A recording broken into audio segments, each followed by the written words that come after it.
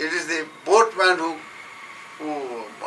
you see, who takes the boat to different places, he plies it, and he can't go to different places unless he has a boat, and the boat cannot move unless the boatman is there. So they are interdependent in that way. This is how mind and body works. Now, there are indriyas which are also playing very, very vital role in the form of, let us say, gender. Ithi indriya purisa indriya. Now, if that child who is born, I gave the example that the person is now born as a human being. So that human being is either, or that little baby is either a male baby or a female baby. Though both are human beings, all right, but they are very, very different species altogether. Their gender determines their future course of living, their course of life, their course of actions, their whole role. Ultimately, life is what? If you go deeply inside, you and ask yourself, well, what is all this living business? My dear, life is a big drama. Plain and simple drama.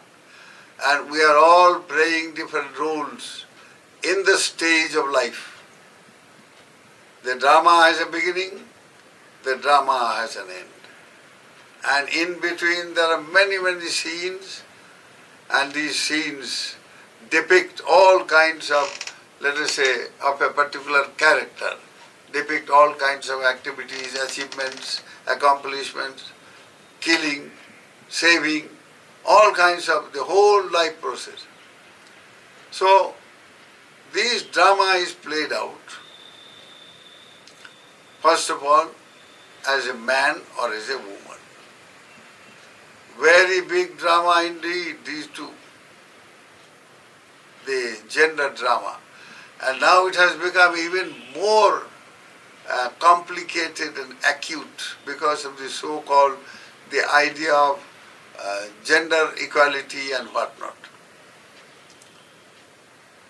So last time we mentioned gender equality is possible. It is not an impossibility. It is possible, as Lord Buddha himself, you see, gave that equality.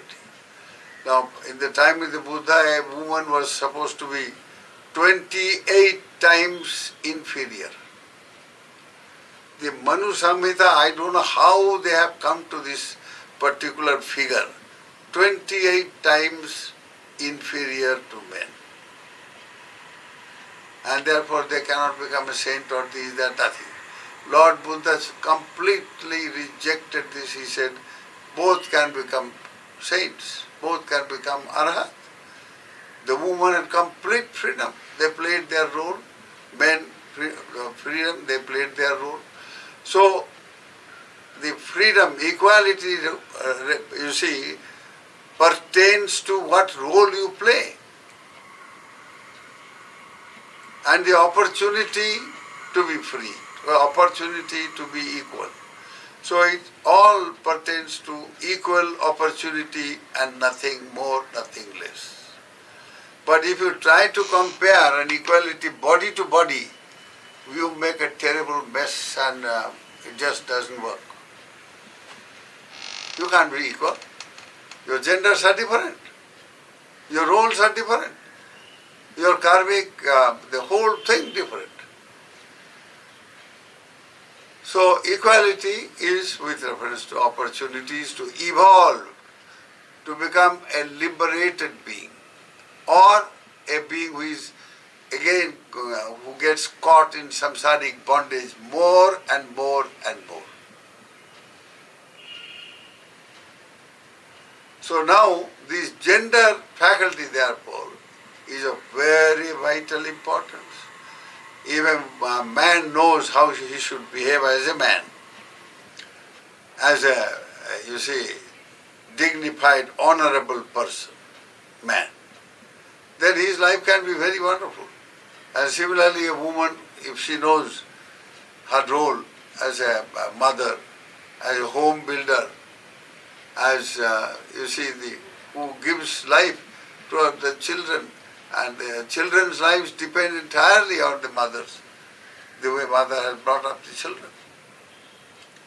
And her role, and how mother and father put together, they combine their faculties, they combine their abilities, their everything, and live a very decent, moral, ethical life, and which is spiritually evolving, and bring about a society which is very, very meaningful.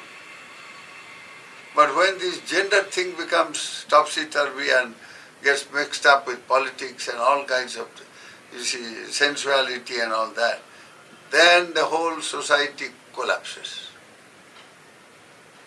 Now you have got this unnatural sort of sex relationships, creating so much havoc, diseases that we have never heard before.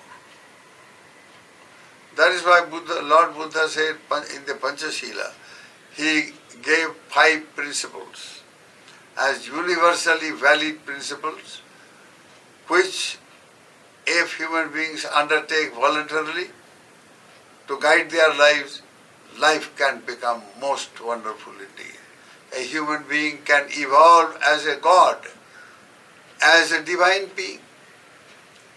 5 principles, Panchashila enables them to evolve into the consciousness, into a state of consciousness equal to that of a divine being, here and now.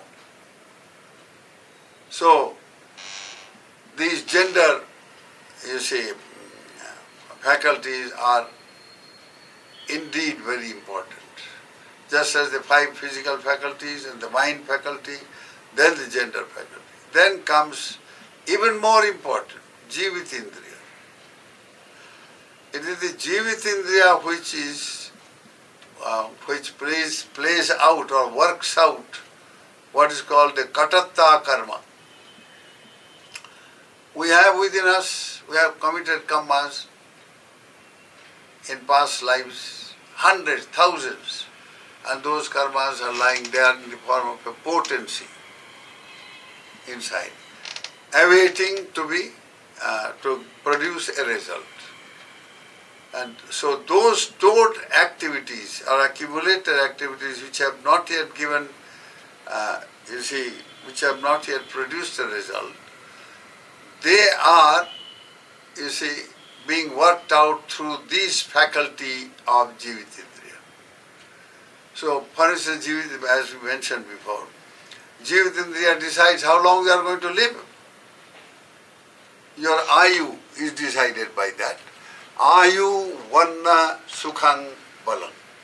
These 4 things. How long you live, how short you live, how happily you live, how unhappily you live, how ugly you look, how beautiful you look, how radiant you are, or the otherwise. All these things are the working out of the faculty of Jivitindriya. Sukham, your happiness. Ultimately, happiness is not just feeling, it is much more than feeling.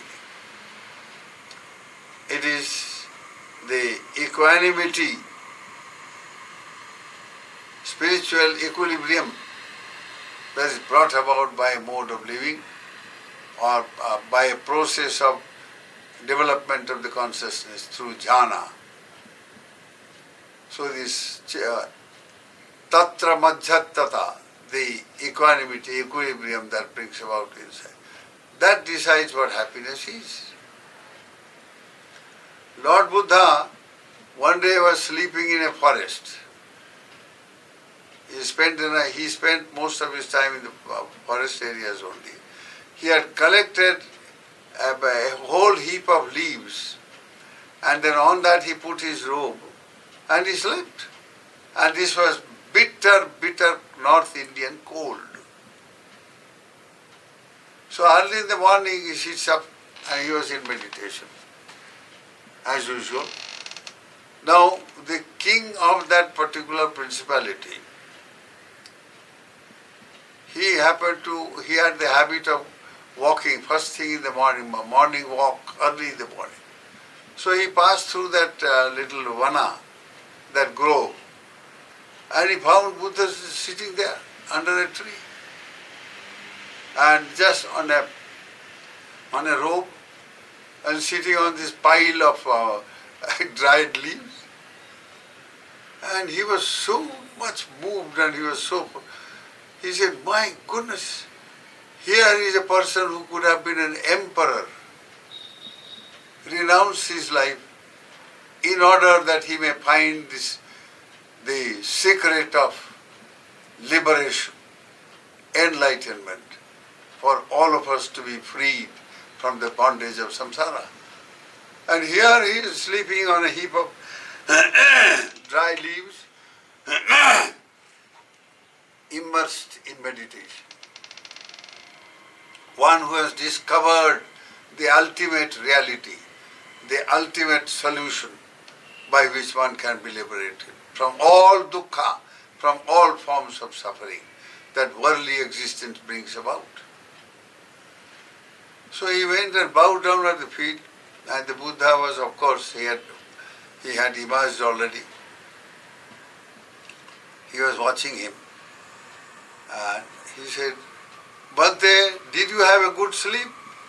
Oh yes, Tathagatas always have good sleep, my dear. Don't worry about it. Now how can that be? Sitting on this pile of leaves, and in this bitter cold, and whole night you have spent like this? He said, look here, what kind of bed you have?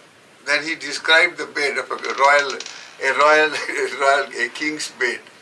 Very luxurious, my goodness, in Pali the description is fantastic.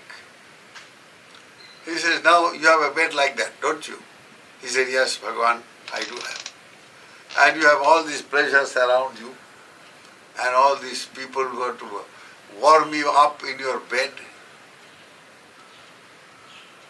Now, suppose you begin to think something, and you are not, say, a thought rooted in lust. In that very luxurious bed and smooth and warm and all that sort of thing, will you have sleep, good sleep? He said, no, Bhante, I know. Or if you are tired, if you are thinking about some political situation, or your armies are now fighting somewhere, or you also begin to you think of hating, you see, hateful thoughts in your mind about the enemy. Do you get a good sleep? Do you know, Bhante? Like that, number of, you see, instances Bhagavan gave. So he said, look here, the Tathagata, the truth finder, discoverer of ultimate reality, has no such wrong thoughts, my dear. The mind is totally cleansed, totally transformed. Tathagatas have no worry. Nothing to worry. Therefore the Tathagata sleep. He slept only 2 hours anyway. So, sleeps always very well, very happily, and so on. Now these are just instances we are giving you. How a transformed faculty of the Tathagata can bear all the, all the tribulations of the world and yet remain unaffected mentally because he has transcended all that. So these faculties, you see, they enable us not only to control everything in us and around us, but also to become transformed. Today, with this I conclude. Next time I will talk about feelings as a controlling power, as a controlling faculty. With this I conclude. May you all be happy. May the blessings of Bhagavan Buddha surround your lives with wisdom and well-being. Sukhino bhavantu.